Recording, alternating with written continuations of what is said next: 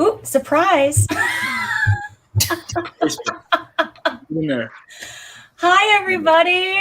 Thanks for joining us for this virtual talk back for Romeo and Juliet. Before we get too far away from it, we did one of these for Taming of the Shrew last year, and it went over really well, and it was a nice way to not say goodbye so quickly. So thank you so much for joining us. If you have questions or comments as you're watching this, please drop them in the comments below. If you're watching on Facebook or on YouTube, we will get those. And thank you to those who decided to email some questions ahead of time. I get that way sometimes too if I can't make it live or I get nervous. So thank you. Don't worry, I also have questions prepared for our group here. So quick introductions. My name is Carolyn. I am the director of the production, and these lovely people are some of our cast and crew. Please introduce yourselves. You can go up to the top. Rachel. Hello, my name is Rachel Zolkowski, and I played Friar Lawrence. Woo. Hi, I'm Liz Jolly, and I was the stage manager. I'm Emily Holland, and I played Mercutio. I'm Bailey Harper, and I played Romeo. Woo! Well, so far we have a lot of yays. A lot of yays for this. Awesome. Well, thank you all so much, panel of esteemed Shakespearean performers. So as director, I started this off last year with the same question. I always love to know, what is your experience with Shakespeare and what piqued your interest? If anyone wants to go first. I feel like Emily I talk about myself too much, so I won't bore anybody with my 5th grade Lady Macbeth performance. No, that's iconic. Like, who plays Lady Macbeth at the age of 10? That is Only ridiculous. Carolyn. I do have it on VHS, and I have major sass and side eye. So Wait, I need to see that. Convert that to a GIF or whatever. Well, I will start. So I have always been interested in Shakespeare, but I never had the chance to actually partake in it until I was 18, and it was my the summer after my first year of college, and the stars aligned, and I ended up at Door Shakespeare in Bailey's Harbor, where I was in The Merry Wives of Windsor and Henry V. And that went on for about 3 months. We switched off the show every other night, taking a break on Sundays. It was absolutely wild and awesome. And I had no experience prior to that. Like, I still don't know how that happened. But it was really the learning curve was huge. And then last summer I played Kate in The Taming of the Shrew with play-by-play, and now I'm here. I think this is literally crazy. I just kind of, again, the stars aligned, and now I'm in Shakespeare plays, and it's really awesome. Emily, this came up on my time hop today. I forgot to send it to you, but 2 years ago, I was watching Henry V. No way! Yeah. So I saw you. Liz was there too. I 2 years was ago there. today. Oh my God, that's incredible. Wow. That's so awesome. And look at you now. Oh, look at me now. Who's next? Rock, paper, scissors. I can go. So I was fortunate to get quite a bit of Shakespeare exposure in high school. Our theater director was super into Shakespeare, so we did 2 different Shakespeare shows while I was in high school, and I got to be involved with both of them. I was kind of behind the scenes for, what was that one? Comedy of Errors when I was a sophomore. And then when I was a senior, we did 12th Night, and our theater director really wanted original music. If you don't know 12th Night, there's a lot of songs written into the show, but we just have Shakespeare's lyrics. We don't have sheet music. So our theater director wanted original songs, and I am a songwriter, so I was Festi, and I like set all of the music for all the songs that Festi sings, and I had my little ukulele and I had a clown costume, and it was kind of weird but really fun. And then I also had my English teacher also happened to be super into Shakespeare, so I got to we spent a lot of time on Macbeth, and Macbeth is my absolute favorite Shakespeare. So I really need to see the VHS of Carolyn. We'll have a movie night. I know. I want to see this VHS. Yeah. And then I had a really long hiatus because basically I was too scared to audition for things. St. Norbert, I went to St. Norbert and they did Midsummer's while I was there, but I was too scared to audition. And then when Play by Play did Midsummer's, I was too scared to audition. But I was in Taming of the Shrew last year as Grumio, and then this year Friar Lawrence. So it's been fun to actually be back involved in this stuff. Scared to audition no more. Yeah. Bailey. So I actually have very little Shakespeare experience aside from the 2 shows that I've done with Play by Play so far. When I went to college at UW Stevens Point, I didn't end up getting cast on a show until my 2nd semester sophomore year, and it was Macbeth. I got cast as Ross. Theme. I found it hilarious because I'd never done any Shakespeare at that point. I have not done any Shakespeare either. Yeah. I have yet to do any Shakespeare. Anyway, I had yet to do any Shakespeare work, and I was really, really intimidated by it because it was such a daunting task at the time. I mean, I was a sophomore, and the language was really confusing for me. But luckily, I had a great director who helped me a lot with the process, and I really fell in love with it. And he's really the reason I have continued to try and reach out and do more Shakespeare opportunities, like last year with Taming of the Shrew, which I came in a little late, but it was fun. It was fun. And now we opened up the 2nd round of the draft, and yeah, snuck in the back door, barely. I was also at point when we did Macbeth, and I went in to my audition, and I did the "Shall I Speak Ill of Him That Is My Husband" monologue, and forgot half of it. Literally forgot it, and just kind of went with it, and didn't even get a call back. So really started off strong there with my Shakespeare experience. Well, I love our beginnings with Macbeth. This is great. That show's cursed, though. The last show at Stevens Point, it got canceled because our Macbeth got really, really sick. And we have no understudies. It is. Still cursed. Show. In our 5th grade production, the set fell down, and Ross, the right messenger, Ross, you know this, Bailey. He couldn't get through the curtains, and then he finally got through and said, "Macduff, your family's been murdered."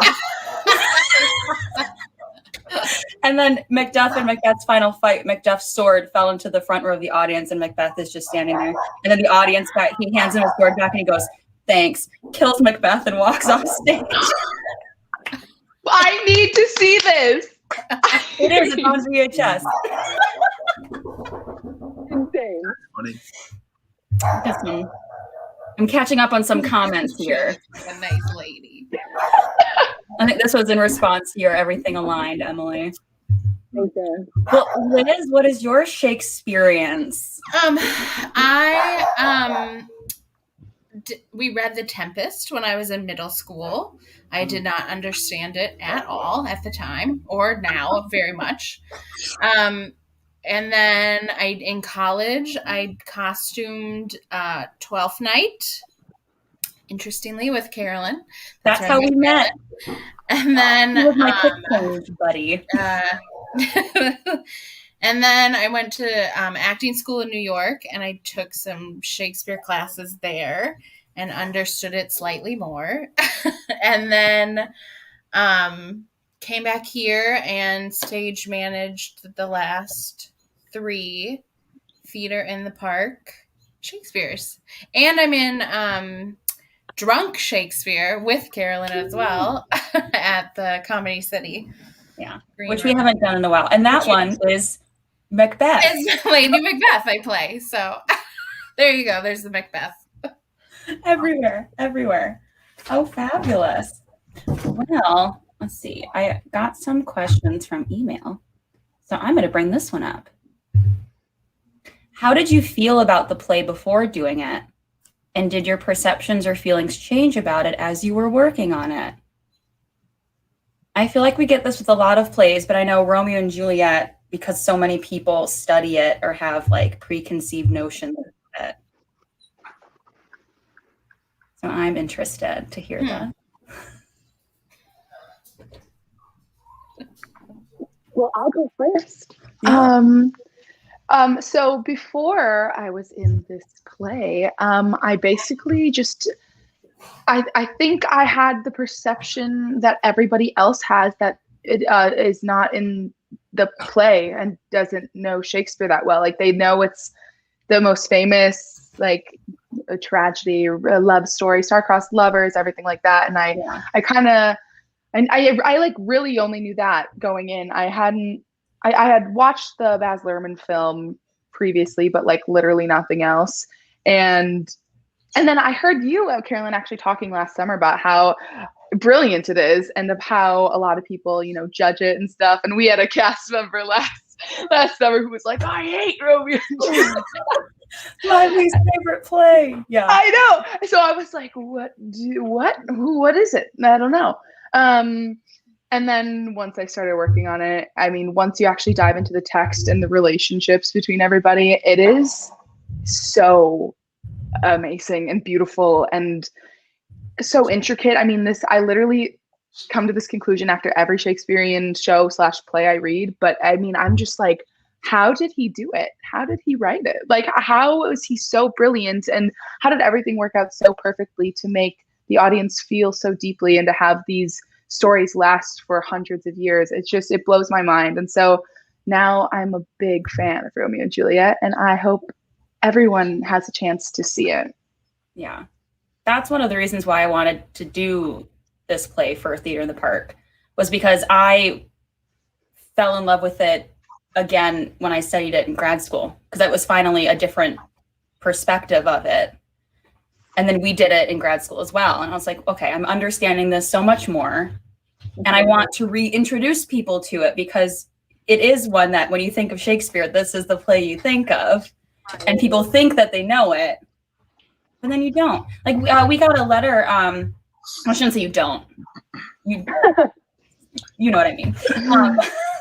But we got a letter from someone who came to see the show, and he said that there were moments that he had forgotten were in the play, like how Romeo and Benvolio find out about the party. It's because the servant is there with the letter. He had completely forgotten that was in the show.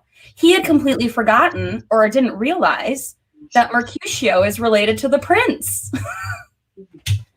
So like little things like that, people forget that play so much into the story that it is just encompasses so much more than two teenagers who fall in love quickly.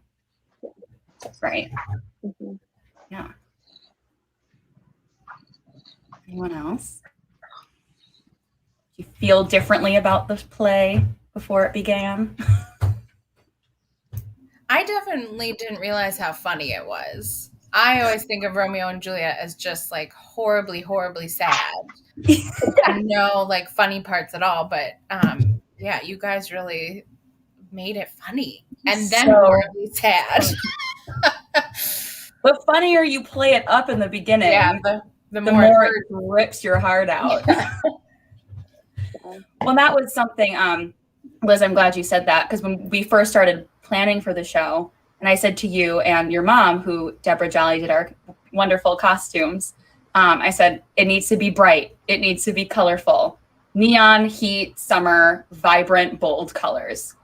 Because I wanted people to go in forgetting it was a tragedy. Because so often, because the tragedies obviously just lend themselves to being dark and gritty. And Romeo and Juliet, many times, at least from things that I've seen, tend to be costumed and designed that way, to be edgy and gritty and things like that, which is fun and great. And I love it. We love grit. We love edge. But there's something about it. I was like, it needs to start out vibrant and fun and bold so that the audience completely forgets that this is a tragedy. And y'all were so funny. It's really hard to do comedy, and to do that in a tragedy as well is hard. Well, like I never came to the Act 2 rehearsals because passed away in Act 1. And so I only really experienced like the comedy of it all. And then when we finally did the whole show together, I was watching Act 2, and like the amount of gasps that I like let out, I was like, this is what this is. I thought like, cause I was just so used to the laughs and me goofing off and having so many funny moments during rehearsal. And then like when I saw everything put together in Act 2, and I mean, I was just like I think I went home and like shed a tear. Like I was touched. I was just, and again, like you said, the funnier and more lively it is in the beginning, just the tougher the second act is. So. Yeah. And I will say something that I really want to commend you, Emily, and Bailey on as well, is because you're both involved in the moment when the play shifts. You're both involved in that scene, and you just played it because you both played it, the comedic part of it so well. And of course, comedic, not just being funny, right, but being that whole Shakespeare idea of comedy, romantic and happy endings and things, that you both were involved in that part and did it so well that turning point when Mercutio gets killed and you not knowing what's happening was so beautifully heartbreaking. Thank you. Yeah. Just couldn't have done it without you, that's for sure. There were a few notes that I was just rejecting, and you're like, Emily, take the note. And I'm like, okay, I'll take the note. I just plant the seeds, and then y'all do so much wonderful stuff with it. Oh, good. We got some questions in here. Hello, Dawn. Yes, we did have virtual auditions, and we actually did virtual rehearsals for the first 2 weeks. And we did that because at that time, COVID and all of those rules and protocols were still a lot up in the air. We were kind of taking it day by day. But unlike Shrew last year, where we had people submit videos, we actually had one-on-one auditions scheduled via Zoom so that we could actually have that conversational time with them as well, which I thought worked nicely, all things considered. I'm sure if we get the opportunity to do this again, we would do it in person now that things are kind of flowing a little bit differently. Hello, Aurora. Besides costuming, what other choices did you make to take your audience by surprise or make the play fresh and new again? Music. That's what I was going to say. Your music choices were... The music choices. Actually, I think I came up with using Summertime Sadness before anything else, honestly. That's awesome. I love it. It's so if you didn't see the show, we had the club remix of Summertime Sadness by Lana Del Rey playing, like super EDM club, like it's a bop. And then played Summertime Sadness, the real version, much slower, when Romeo and Juliet end up dying. So it's the same song that plays when they meet, and it's the same song that plays when they both end their life. Subtle, but I was really proud of it. And that was the first thing that popped into my head as I was thinking about what are we going to do with this production to make it contemporary, make it fresh and new, which is hard to do with Shakespeare. I don't think I'm like a genius or anything, but I was really proud of that. And then finding other ways to incorporate music as well. Anything from a performer's standpoint? Or Liz, any stage manager insight? Yeah, Rachel? I loved the creepy little sound bits that got added into the stuff with the potion. That was fun. Yeah, I found that on YouTube. I was like, we need something. Creepy I literally was music. just searching for creepy sounds. I think one, like that was an actual, though. So we had like creepy sounds that played when Friar Lawrence is giving Juliet the sleeping potion. And that is an instrument. I forget what it was called. And then we also had sound effects for Juliet's farewell monologue before she takes it. And that was from an instrument called a nightmare machine. Which they use for horror films and stuff. A nightmare machine? It's called a nightmare machine. Yeah. Who invented that? One other thing I'll say, unless someone else wants to hop in. I think the way our lovely actors also acted contemporary and modern while still keeping the heightened Shakespearean language, so it wasn't this stiff, alas, poor Yorick, that stereotype that we have, that you were all very believable that this was happening today. Yeah, I think that's something that was really well done with everybody in the cast, at least the younger people, was bringing out the youthfulness. And I think that the party helped a little bit with that. But also the overall youth of the cast and our young nature, it added a lot of just energy and like spunk to it, which was cool. Yeah, it does make a difference because I've seen productions where, obviously, for those of you who don't know, Juliet is 13 years old in the play. We cut that out, and like Bailey said, we just focused on the youthfulness of everybody. To get that point across of the difference between those characters and the heads of the household. But oftentimes you see productions, because you're obviously not going to cast a 13-year-old in the production. At least I wouldn't. But you end up getting actors who are older. And yes, this is theater. So yes, we are older actors that play younger and vice versa. Like that's nothing new or outlandish, but sometimes it's really obvious and it doesn't quite work. And I'm thinking in particular, the Broadway production with Orlando Bloom.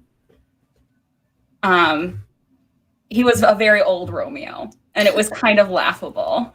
I did not believe that would happen because you act differently when you're older. You think differently. So if Romeo is not the youthfulness that we portrayed, then he comes across kind of like an idiot. And then the same can be said for other characters as well. The youthfulness is so, so, so important. Hi, Alicia. Miss you. What was the most challenging and rewarding part of playing a male character as a woman? How were you able to connect and bring the characters to life? Great question. And for those not in the theater world, we call these pants roles. Women, female identifying actresses playing male characters as male characters. And we do this a lot in Shakespeare because he did not write a lot of female characters. Just the nature of the times. So I'll pass this off to Emily and Rachel, since you are our two pants roles here. Yeah. Do you want to go with Rachel or should I? You go ahead. I'll jump in after. Okay. Well, for me, I think just the nature of the role of Mercutio being played as a woman changes a lot because having this kind of sexual nature about a woman is different than a man, because I feel with a man making these kind of jokes, everyone's like, yo, yes. And then with a woman, it's like, and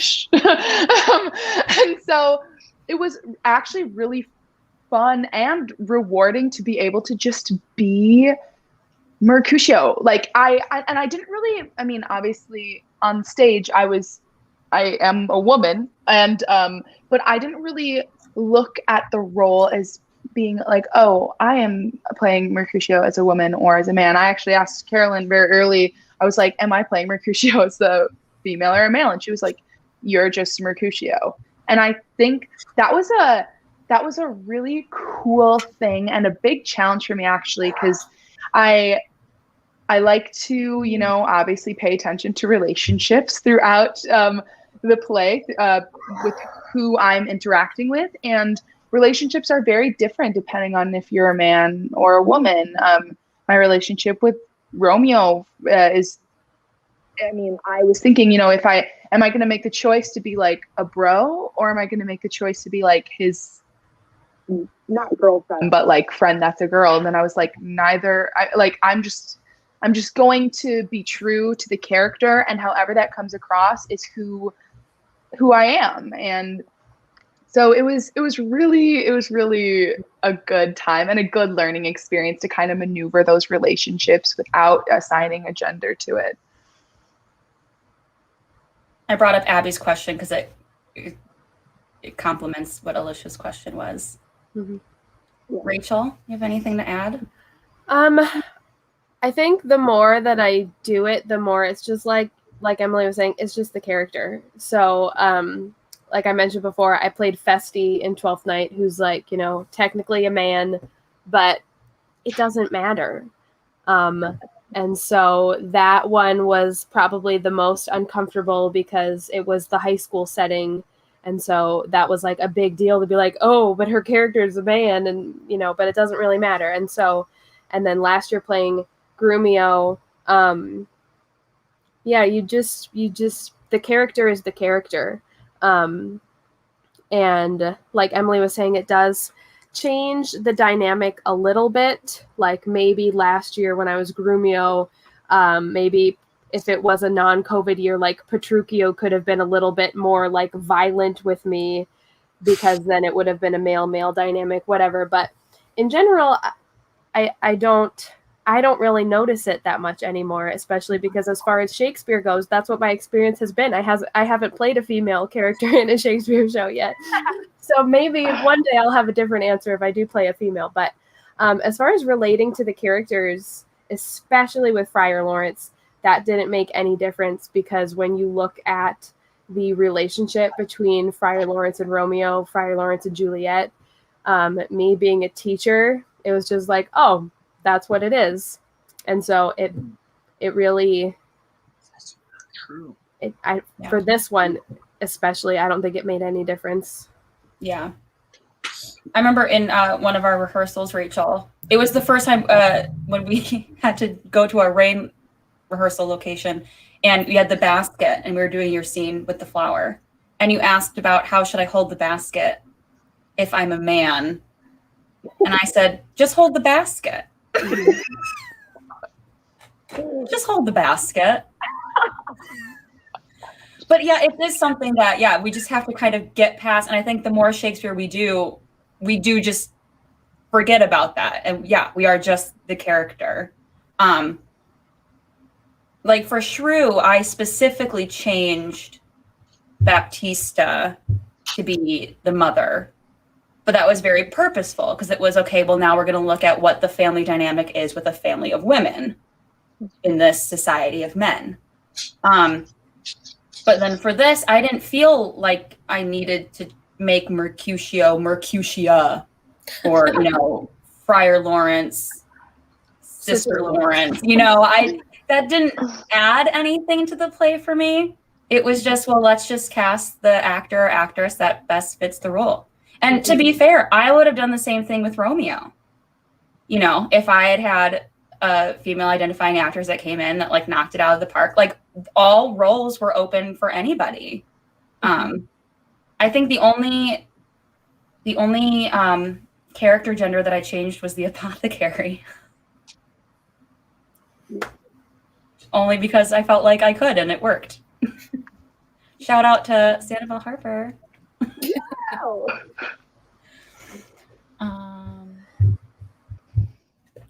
Are there any tools you've picked up from doing digital theater that you'd like to bring into practice with live theater?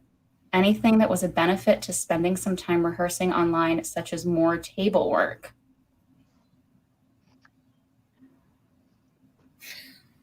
Everyone's just mulling it over.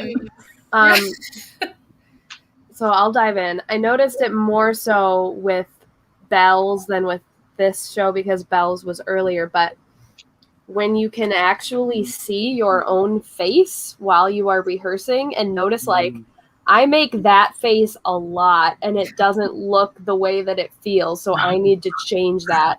That's been a huge benefit. And so that's definitely something that when we're back to more normal times and it's all in person, I'm going to have to remember, like, ooh, go run that in front of the mirror because you don't actually know what you look like anymore now that we're in real life. Yeah. Anything else? I'm sure, did y'all have a lot of digital theater at Point this past year? Yes, it was all digital. And Bailey and I were actually in a digital production together of The Last Days of Judas Iscariot. And that was, it's interesting because, I mean, we're all human beings and we all want to stare at ourselves when we're on the computer. And that, it's honestly, I find it very distracting. I mean, obviously, and I mean, I'm sure everyone agrees when I say that I prefer live theater, like truly in-person live theater, because you only have the other person to focus on and you're listening way more.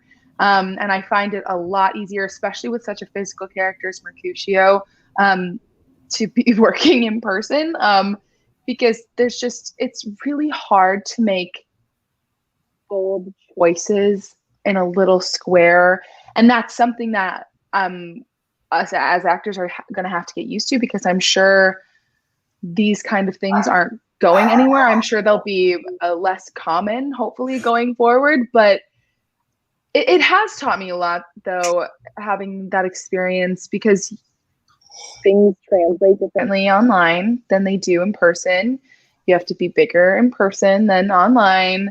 There's a lot of things that just required tweaking. But the nice thing about doing stuff on Zoom is you don't have to drive anywhere. So it's just like 6 p.m. you're on, 9 p.m. you're off. That's just kind of cool.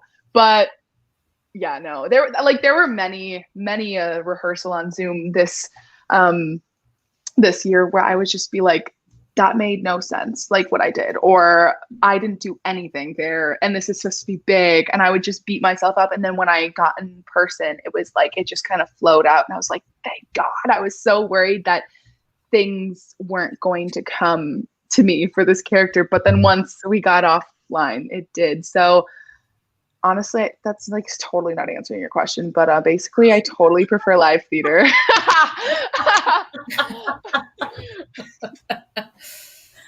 I will say, going off of this question, that's something that I felt was a nice benefit to rehearsing online, was that it did feel like we had more time for table work and discussions and things like that. At least from my perspective, it was nice to have that conversation and not feel like, oh, I'm wasting your time by just having you come all the way here for rehearsal and then we just talk. You know, so there's that is a benefit, at least from a directing standpoint. And I have to commend you all. We had an extra week in person versus last year, which was 3 weeks on Zoom. This time it was 2 and 2 for multiple reasons I won't get into, but that we did all of our blocking. I gave all the blocking on Zoom. So I just have to commend you all for taking that and then meeting in person and it not being a complete train wreck.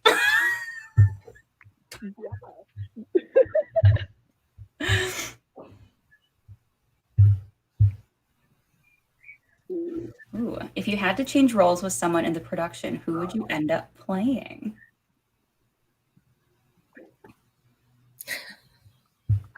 I don't know why my instinct is to say Paris. I think loves an underdog. Will made me fall in love with that character. That's every what I'm time saying. Will was on stage. my heart was like, oh, Paris, justice for Paris. I know. And I think that's why my mind went there, is because Will just did such a great job. Like, just like such a clueless, like, dude doesn't even know what's going on. And then his woman gets stolen. And then he just gets like killed. It's so messed up, but it's So sweet. But I just literally, I don't know. I mean, I don't know if I'd prefer to keep my role. My role's pretty dope. But I thought Paris was so funny. I would love to see you as Paris now. Oh my God. Bailey, Rachel?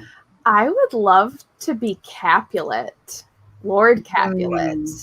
Like Brian did such a good job with that. And so when Carolyn, you were just talking about like all genders being whatever, like it would be so cool to have either a gender reversal Capulet couple or the Capulets are lesbians. Like that would be so cool. I think it would be really fun to be Capulet. Yeah. Let's do it. Next summer. Let's do it again. Bailey, how about you? I feel like I can't pick. I just don't know. I think it probably would be like a funny role, like the serving man. Yes. Another shout out to Nick, who So I good. mean, it's love that part. literally can like steal the show. I don't know. Yeah, serving man, maybe Benvolio. I like being the best friend. I could see myself as Benvolio, but I think Benvolio would be a fun one as well. Yeah. So many good ones. What about Liz and Carolyn? Yeah. If I wasn't directing, well, I've already gotten to play Lady Capulet, so I think I'll retire her. I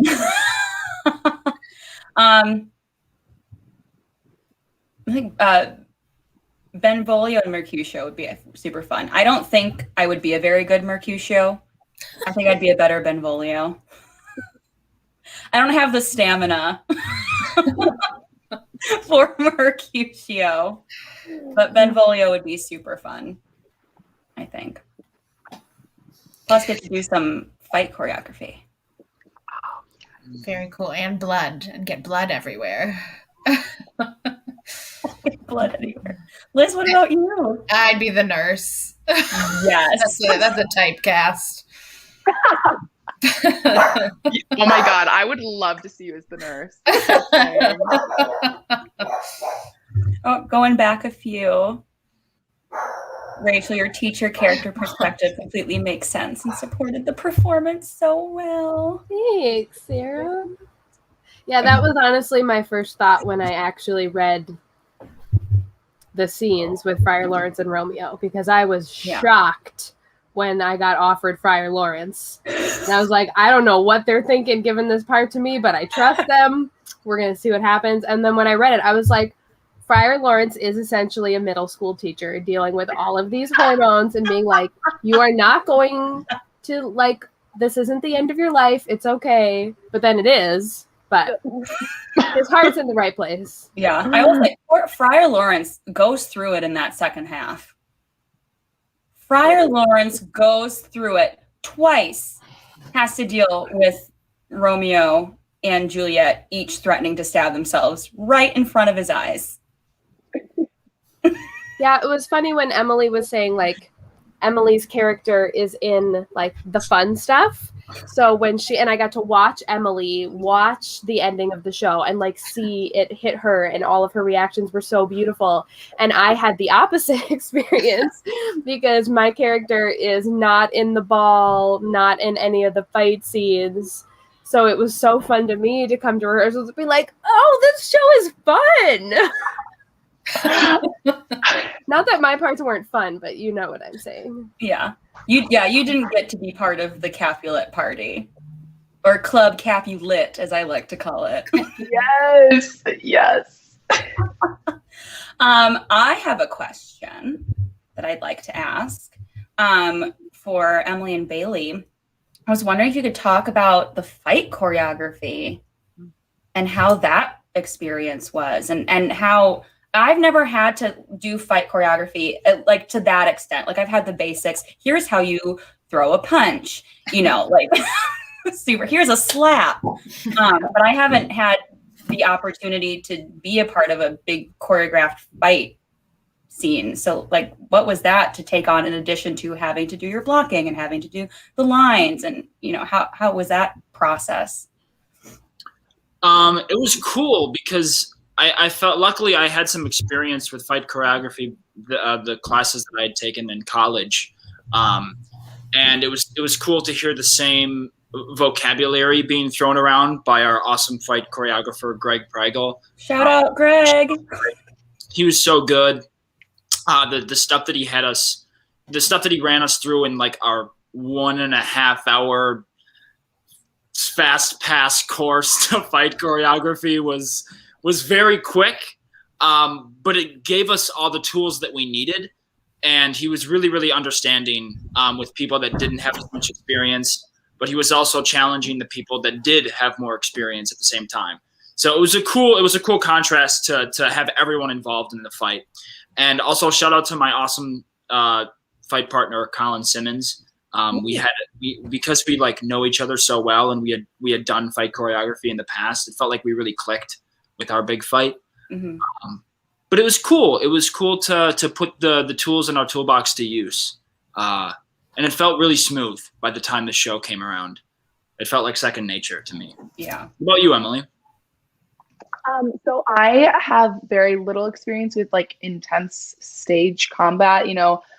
I've done the stage slaps with the naps and stuff, but that's about it. And so, especially using a weapon, it was intense at first. And again, shout out to Colin Simmons, because he is very knowledgeable and was very patient with me. There were many times when he'd be like, okay, quarter speed. And I'd be like, boom! And he'd be like, whoa, okay. And I got very excited doing it because it's an exciting thing to do. It's very theatrical, and you feel like a badass. And like, I'm not one to, get in a fight at the bars, so this was my time. This was my time to shine. And it was honestly, like, I loved dying in that show. It was just like, it just was such a different way to like expel energy and tell a story that I haven't had the chance to yet. And working with Colin, who's just such a good actor and also just a great combat man. It was just easy. Like, I felt like I just could fit in to what he was doing, and then it kind of flowed. He taught me a lot, so thanks, Colin. You're awesome. Also, that reminded me, I would actually love to play Tybalt. Yes! Oh my God! You my Tybalt? Answer. Speaking of Colin, who played Tybalt, I would love to play Tybalt. Okay, yeah. That has to happen. Greg did an amazing job with the fight choreography.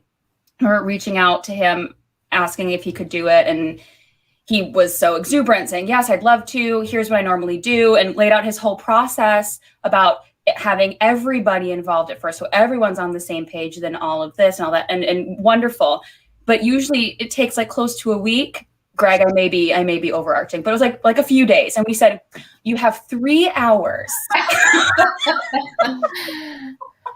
You have 3 hours to go through the basics and choreograph.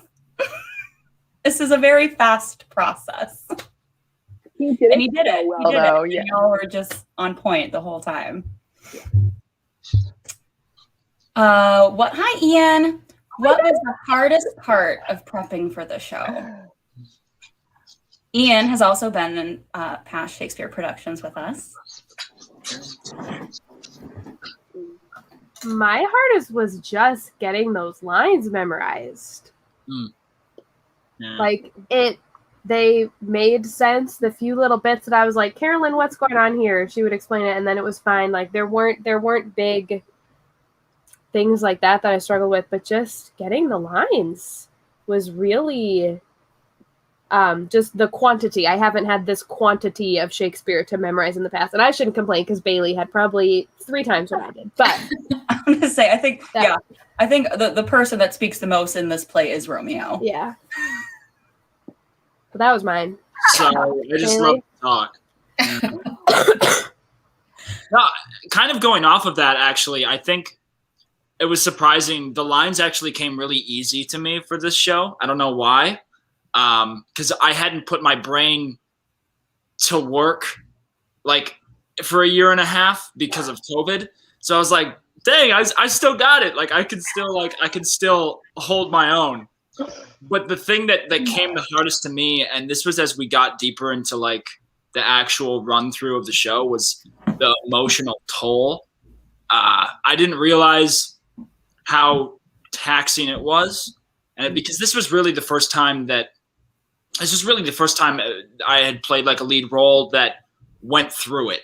Like this guy, Romeo was going, he went through it like every show. It kind of reminded me of, it's hard to compare it, but it kind of reminded me of like Ben Platt and how he was on Broadway with Dear Evan Hansen and how he wouldn't go to the stage door after the show because he was so emotionally charged and like ruined.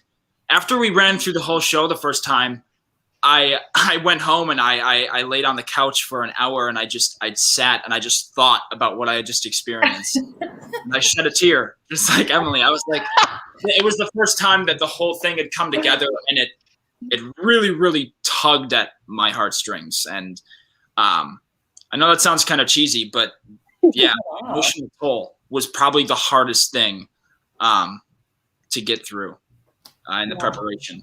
But once we did it a few times, then you kind of get in the groove and you're a little more used to it. At least that's how I felt. So yeah, I think that's a great answer and something that we tend not to think about until we're in it, especially after, like you said, a nice hiatus. A crazy show to come back to. I know. He really does. Yeah, Romeo does go through so much. And I just, watching you do it every time, I'm just so impressed with the stamina and the energy that you kept throughout. Like you didn't run out of gas. I'm sure you were exhausted and having to do that twice, 2 shows in 2 days, each day. It was fun. It was fun. It was a challenge, but it was fun. Yeah, I can just jump back in and say, like, Bailey doing the phenomenal job that he did is why my hardest part was just getting my lines, because so much of my stage time was playing off of Bailey, and he made it so easy. So there was never like, oh, this scene feels weird, because it was just a breeze working with Bailey. So. Thank you. Breeze working with you, Rachel. You're my crier. Ride or die. Oh, thanks, Ian. Aw, Ian. I have a question. Going back to Emily's thing about she loved dying. Liz, this is a question for you. Could you let us know, give us a little insight, theater magic, into that fun blood pack? Oh. Because I did say to Liz, I said, only one character is going to have blood. And it's Mercutio. Because Mercutio stands up on stage and takes his sweet time. Looking for dying. And I was like, weird. We need, like, there needs to be more. Because everyone else dies so quickly. Yeah. Juliet stabs herself, but we don't need to see the blood because of how we had it staged. Same thing with Paris. Tybalt's death, that grabbed all of us by surprise. Well, I don't think we should have added blood to that. That would have been tricky to add blood to. But I said Mercutio needs blood. But I also know that we can't ruin the costumes. Preferably not. Well, I must say I cheated a little bit by just doing the plain white tee, because that's an easy thing to get plus the practice one. So I think I went through 10 with some blood mishaps, but all the blood came out, so it's fine. So what it was actually was a syringe that was taped under her shirt.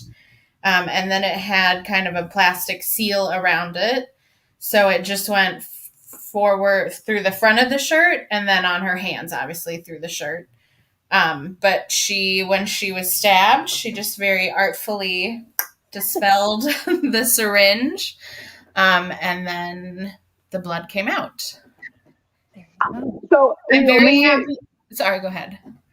Oh, no, you finish. You finish. I was just going to say, I'm very happy that during the performances, there was only one syringe that leaked before the show.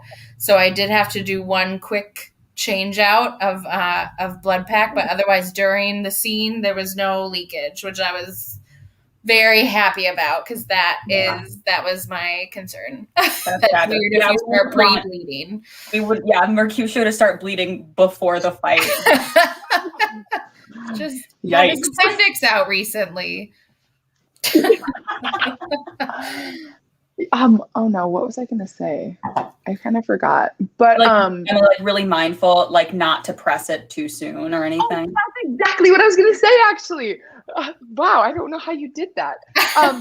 So I only got to practice with it once, and it was during our first show day, but during fight call. I didn't know that I had to like press it slowly, and so I just and it went, and it just went on the floor. Poured it out everywhere. I was like, oh. And so it felt very dramatic during the show when I was like standing there holding myself, and then I would just like slowly press it down. Like it just felt so dramatic to do. But then the blood didn't just like spit out of me, which is better. But I also think it is funny how long, not funny, God, well, kind of, I don't know, how long Mercutio's death is, because actually in high school, I played Fontaine my senior year of high school in Les Mis, and we got like little notes back from like fancy theater people, and a note they gave me was that I died too quickly. And so now it's like an inside joke between me and my mom. Whenever I have an onstage death, she's like, make sure you don't die too quickly. And then for this one, I was like, oh, don't worry, I got it. So I promise I won't. Yeah, I was like, oh, don't worry, you'll be like, get off the stage. No, it was fun though. Well, that was Mercutio's death was something that, if anyone is very familiar with the play, Mercutio dies off stage. Mm-hmm. And that is, people are like, why? Well, probably because Shakespeare had a finite number of actors, and so the actor playing Mercutio had to change into another part. And I would think it'd probably be like the Prince or Montague, because they're never in scenes together. So that's why Mercutio most likely dies off stage. No. I'm not having any of that off-stage death for Mercutio. No. Mercutio is dying in front of everybody. That's what Mercutio deserves. I know. Tell me about it. Like, I cannot imagine dying off stage and then having like Benvolio just be like, he's dead. Like, no, bitch. Oh, I'm so sorry. Oh my God. What I was gonna say is he deserves to have everyone watch him die. Okay. I agree. Oh God.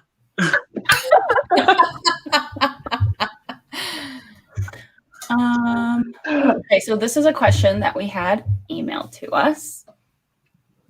What did you find was the most challenging part about Shakespeare in the Park compared to other shows that are in theaters? Bailey's right on it.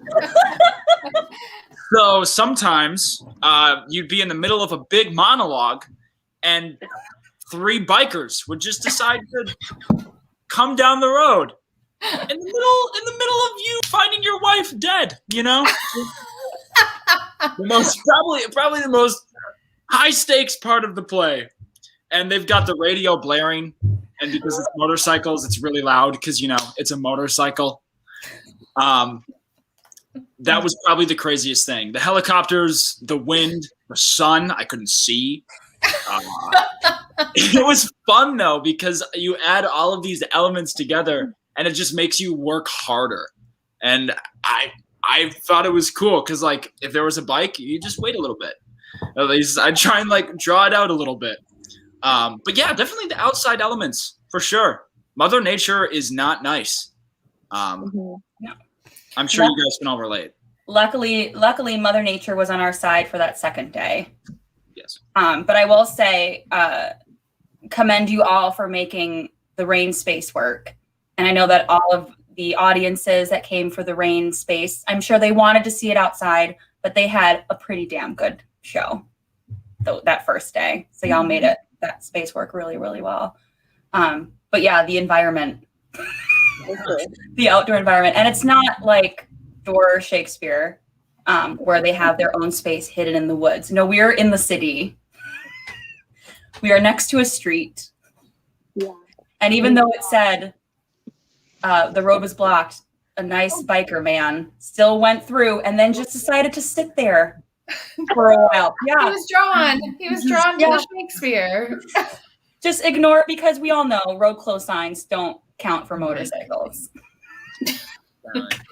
Well, during rehearsal, we had a dog wander through. That was. I was just gonna say that. I was just gonna say that, like fully a street dog. Yeah. And then the kid was chasing him around. We were all like, okay. I think I was giving notes, or no, that was, I forget what was happening. The dog kept like running over to me. I was like, could you please get this dog? Someone away. And then our rehearsal space, that guy came up and asked if we wanted us to swim in his pool. So that was interesting. We rehearsed in my backyard, so that we were outside and just have space and great. We didn't have to pay rent.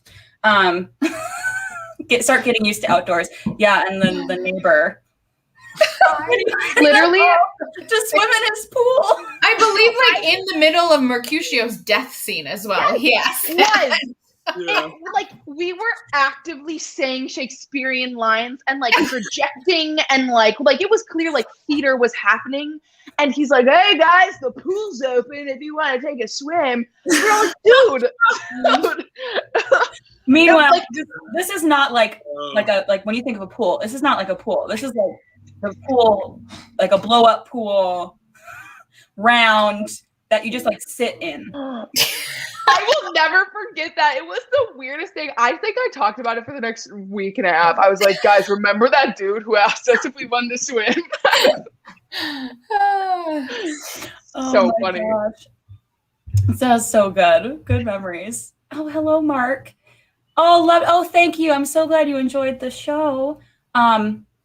Yes, sans intermission and compressed a bit. It was a lot and a wide range of intense emotion in a short time. As director and actors and crew, how do you plan for that? Yeah, so for all of our past Shakespeare in the Park productions, we have not done an intermission. It just, because we're not in the theater space itself, we're just kind of out on the street. It just kind of is weird. And also just with safety precautions, not wanting people to get up and intermingle more than they needed to. So we made sure there was no intermission and compressed it. I won't bore you with my answer or make it too long, but I took a lot of time editing the script. I took a lot of time editing that script. And it's a skill that I like to think I have not perfected, but I've gotten a lot better at, because it's hard. Editing a Shakespeare script is hard because you're constantly worried about if I cut this, will it make sense? Then you have the language, the iambic pentameter. If I do that, it's going to mess up the rhythm and blah, blah, blah, and this and that. But I also cut characters. I cut out Lady Montague and gave her one line to Lord Montague. One line? Yeah, so Lady Montague is the one that says, Benvolio, where is Romeo? Saw you him today? Right glad I am he is not at this fray. That's Lady Montague. But I gave it to Lord Montague. So she just was chilling at home this whole time until at the end, Lord Montague comes out and says she died of grief. So things like that too, like cutting characters, because sometimes trying to figure out people doubling. It doesn't always really work out. Like the whole thing at the end, when everyone's coming to the tomb, we have the watch. There are 3 police officers that show up in the tomb. And there's a scene between Balthazar and Friar Lawrence that happens during all of that.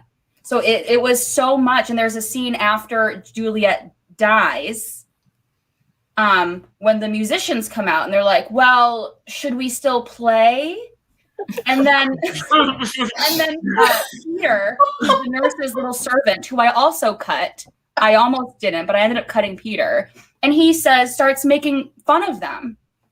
And then they start like all these puns about like sex and music and dying. And I'm like, do I want this musicians? Right now? Bruh. I mean, clearly there's a purpose, but it was like, is that going to serve our production in the best possible way? And I don't think it would have. I think it would have been confusing for a lot of people. It was confusing for me, but I sat looking at the script for so long going, can I cut this? Can I get rid of this? So the editing of the script, I sent you all the script like mid-May, I think, right? Something like that. I worked on editing the script for like 3 weeks. Wow. And then I didn't make a lot of changes this time after the fact. I think there was only one scene. It was Romeo and Juliet. As they were leaving, I said, we're putting in these lines.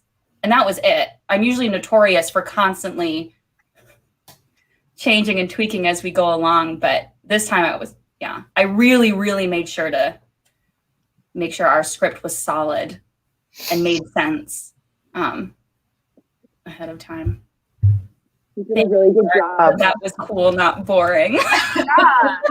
No, Carolyn, I seriously can't. I don't know how you do that. Like editing, I can't imagine editing a Shakespearean script. That is daunting. The fact that it took you 3 weeks, like you need a raise. Yeah, it's hard because I go through and I make my like general, like really big cuts. Mm-hmm. And then I go back and I make it more specific and I go scene by scene. And after I make the scene, then I go back and I read it through. Next scene, go back and read it through. And then constantly through and through and through. And even you sent me. Oh, thank you, Kit. Yeah. Thank you. I appreciate that because if you look at the Romeo and Juliet script itself, the fact that they say in the prologue that the show is 2 hours long and ours with the fights, with the dancing was 2 hours and 5 minutes. Mm-hmm. I can't imagine how long it would actually be if we kept in a lot of the stuff that I cut out. Yeah. Rachel, were you saying something? Sorry, did I cut you off? Oh, just that you had, because early on I was like very wary about committing to Friar Lawrence and you sent me a lot of stuff and then you were like, but I'm still cutting. So I would go back a couple hours later and it was like, this chunk is gone. This chunk is gone. You were diligent. Yeah. And of course it's, cutting not just to be like, well, I'm going to give this person less lines. No, it's how can I make this flow and still make sense? So I'm very proud of how this script was edited. But I suppose as far as that was my director, it was compressed and it was a wide range of intense emotions in a short time. So I guess as actors, how did you? Anything to say to that? I mean, Bailey, you kind of talked about that. It kind of caught you off guard. Yeah, I mean, you can't really experience it because we did the whole show in chunks for the rehearsals. Like we do Act 1, 2, 3. But then when you put it all together for the first time, then when you run through it all together for the first time, then you experience the actual roller coaster. But I think for me, like warming up beforehand and having a consistent warm-up routine and being physically prepared was really important for the actual productions, the actual shows. That helped me a lot. Mm-hmm. But yeah, I kind of already talked about it. Rachel, Emily? What do you guys? I had to be pretty mentally prepared because my longest monologue was at the end, and it was the retelling of everything that had happened. And the first time that we did it in rehearsal, I really cried because it's so real. It's one thing when you're memorizing the lines on your own, but when Bailey and Haley are laying there in front of you, like, even though you know they're not dead, it still gets you. And so I just like had to make sure I had a lot of like quiet time and sitting by myself, so that I wouldn't like be like unintelligible, crying, choking out those lines. Yeah, for me, since I didn't have like the preparation for this was interesting for me because this was the first time where I had very little preparation, at least for the character. Like before every show, I would run through all my lines in my head and then once out loud. So I would make sure that I had that down. But as far as the actual character goes, this was the first time ever that I did not have any type of emotional prep because and I mean, the main thing that I would have had to emotionally prep for would be my death, but that you have to get there in the scene. You can't play ahead. I can't walk on stage shooting Andrew with a water gun and be like, my death is near. Like I just in a strange way, I am a silly person, but I think during the rehearsals and the shows, I really loved being even more silly with the people around me because that was almost my prep.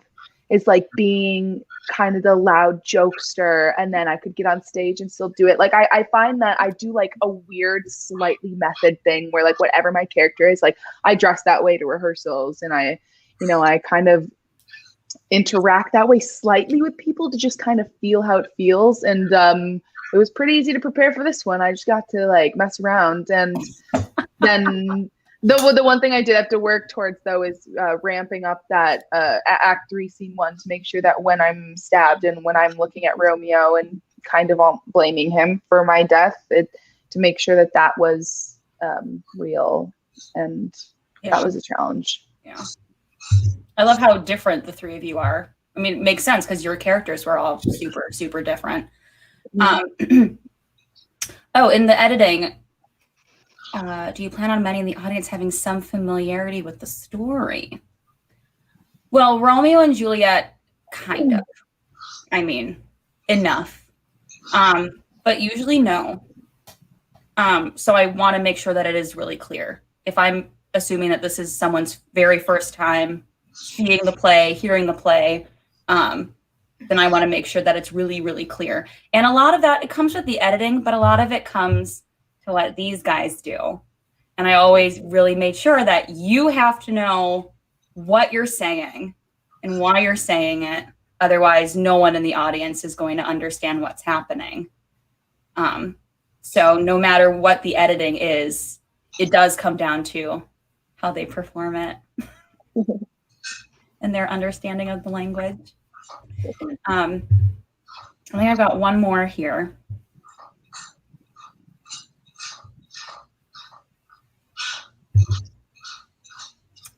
What do you love most about doing Shakespeare? And you can't say nothing. That would be messed up if you said nothing. I actually hate it. You like the challenge? As you're thinking, One thing, because I had one and then I thought of something else. Oh, Dawn, any hints about next summer? I will say the one I'm thinking of is a tragedy or a comedy or a history. I hope that answers your question. I don't know. We were always thinking ahead. I mean, this time last year, I for sure was like, we're doing Romeo and Juliet. Mm-hmm. But I don't know. She said, okay, I will answer. My my favorite. Yes, that's what I was laughing at. Sorry, Dawn. We love you. My favorite part about doing Shakespeare is honestly learning as I go through it. It makes, when you know shit, like if you tell somebody you do Shakespeare, they'll like, you're smart. Like you are knowledgeable. And I think that's really fun, and that offers you like a lot to talk about with other people. Like I can walk into a cigar lounge and talk about Romeo and Juliet with somebody, and like, as you do so frequently. As you do. I literally I do not know where that came from. But like I just find it, I love how much I learn in a short period of time about something that is so historically relevant, and that everybody knows about it, and to now have the knowledge that I do about these characters and this story and the history of it, it makes me feel just like smart in theory. I just love it. I love learning Shakespeare. I love learning it. Can I do 2 answers? Yes. I'm like one of those weirdo lifelong learner style people. So I just love that like there's always more to learn. And I love that that's Carolyn's approach. And Carolyn is never like, I know everything and let me blah, blah, blah. She's like, here's what I know. But she's also super open about like, oh my gosh, guys, I just figured this out and whatever. And like, I love that. Which happened a lot during this production. And yeah, so like Emily was saying, I love that like you're just always learning more and more and more and more, no matter how much you've done. And then I also love that even though it's so old, people still get it. Like my mother was a little wary about coming to the show because she didn't know if she would get it. And she was like, I understood it, but also I really liked it. And that was cool. And I love that that happens and people think that they won't get it. But if it's a good production, they're going to get it. Mm-hmm. That was going to be my answer. The fact that it's hundreds of years old and it's still understandable and enjoyable today. Yeah. It's cool because I had friends come to the show who hadn't seen any Shakespeare before. And the first thing I asked them was, did you understand certain scenes and what was happening? And they said, yeah. And it was primarily on behalf and because of the good performances from everybody in the cast. Mm-hmm. Because although the language is heightened, if you're a good enough performer, the audience is going to understand what you're trying to do or what your character wants. Mm-hmm. Mm-hmm.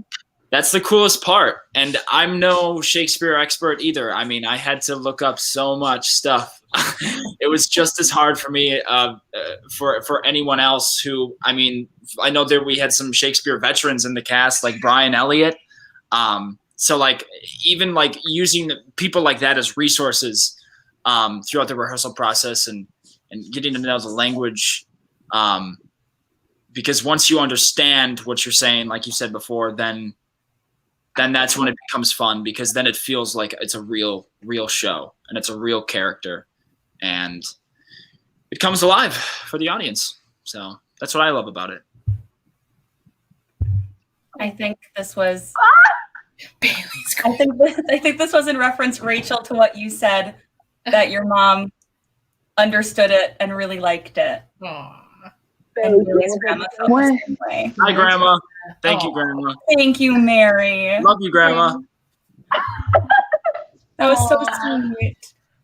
Liz, what about you? So kind of as everyone has said, from a stage management perspective, it's not really different at all it's very much the same as any other show, which is maybe not what you'd expect, because acting, it's specific language spoken in a specific way, etc. But when you kind of boil it down, it's theater as it always has been. And that's pretty unique and timeless and cool.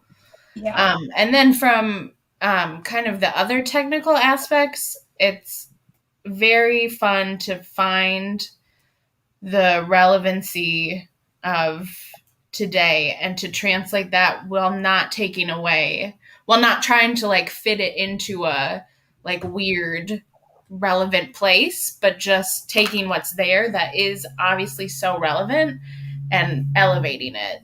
Yeah. Or kind of translating it, I guess. Mm-hmm.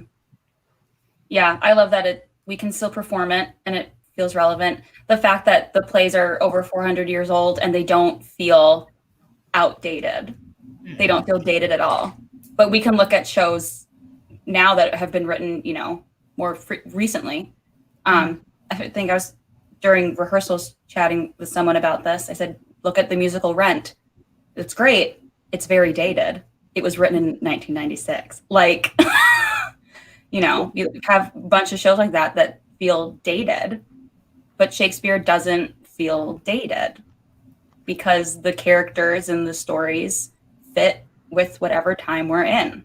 And it's kind of incredible and genius. Nice job, Will.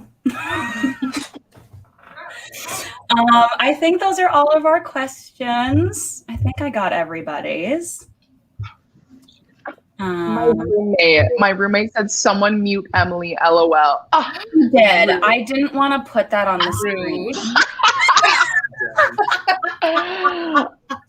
Abby. Although I can now. Oh, hi, Belle. This is Sanibel. She was also in the show. She was one of the Capulets, and she played Apothecary, which this is a great example of, you know, the whole adage, there are no small parts. When you think of Romeo and Juliet, do you think of the Apothecary? Probably not. But you do now. But you do now.